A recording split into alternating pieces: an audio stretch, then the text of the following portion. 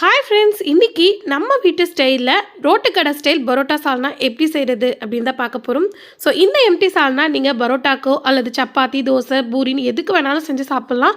ரொம்ப ரொம்ப டேஸ்ட்டாக இருக்கும். வாங்க இது எப்படி செய்கிறதுன்னு பார்க்கலாம். ஃபர்ஸ்ட் இதுக்கு ஒரு 5 பொருள் தேவை. அரை மூடி தேங்காய், 2 ஸ்பூன் பொட்டுக்கடலை, 2 ஸ்பூன் நிலக்கடலை, 1 ஸ்பூன் சோம்பு, கசகசா. ஸோ இது எல்லாத்தையும் மிக்ஸி ஜாரில் சேர்த்து இந்த மாதிரி நைஸாக அரைச்சி எடுத்து வச்சுக்கோங்க.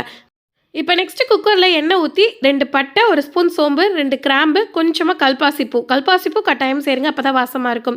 இது லைட்டாக வதங்கினதுக்கு அப்புறமேட்டு 2 பெரிய வெங்காயம், அதோட ஒரே ஒரு பச்சை மிளகா கீரி சேர்த்துக்கோங்க. ஒரு கொத்து கருவேப்பிலை சேர்த்து நல்லா வதக்கி எடுத்துக்கோங்க. வதங்கினதும் ஒரே ஒரு தக்காளி சேர்த்து அதையும் நல்லா எண்ணெய் பிரிய வதக்கிட்டு இஞ்சி பூண்டு பேஸ்ட் சேர்த்துக்கலாம். பூண்டு அதிகமாகவும் இஞ்சி கம்மியாகவும் வச்சு அரைங்க, ரொம்ப டேஸ்ட்டாக இருக்கும்.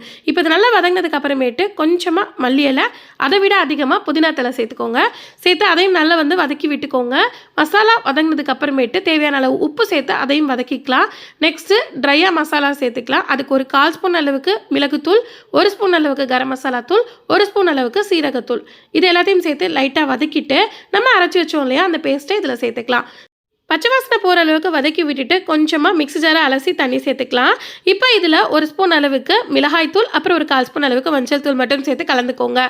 நெக்ஸ்ட்டு நமக்கு ஒரு 1/2 லிட்டர் தண்ணி தேவைப்படும். அதையும் சேர்த்துட்டு நல்லா மூடி போட்டு ஒரு 3 விசில் வச்சு எடுத்துக்கோங்க. 3 விசில் கழித்து ப்ரெஷரெல்லாம் அடங்கினதுக்கப்புறம் திறந்தீங்கன்னா கமன்னு ரோட்டு கடை ஸ்டைல் எம்டி சால்னா ரெடி.